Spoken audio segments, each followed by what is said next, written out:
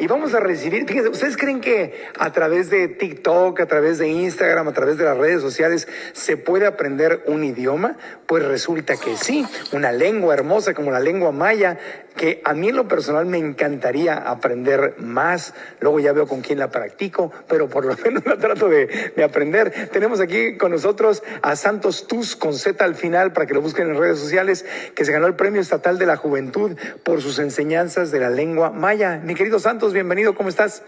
Muy bien, Marco Antonio, qué gusto conocerte en persona. De verdad, nosotros en nuestra familia te seguíamos viendo tus programas y para mí todavía no entro en realidad de que estoy en una entrevista contigo.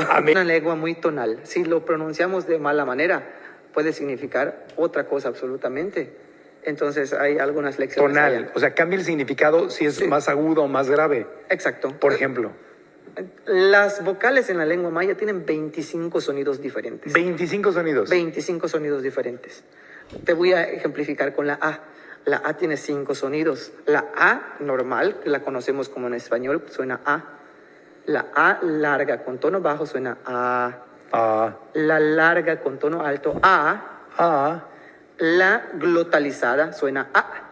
ac, Hay una glotal que le Ac. corta el sonido. corta, A. ac, ac. Ah, la glotal es relacionado como los idiomas de África, que son como glotalizado. Ah, y el quinto sonido es la R articulada, que le vamos a cortar el sonido con la glotal, pero la completamos. Ah, Y cambia cuando lo utilizamos en ciertas palabras. Y no es solo eso, están las consonantes modificadas. ajá. Por ejemplo, unos ejemplos rápidos. Sí, sí. La K normal, K. La K glotalizada, K. Si quieres decir hermana, dirías kik. Pero si quieres decir sangre, kik. Wow.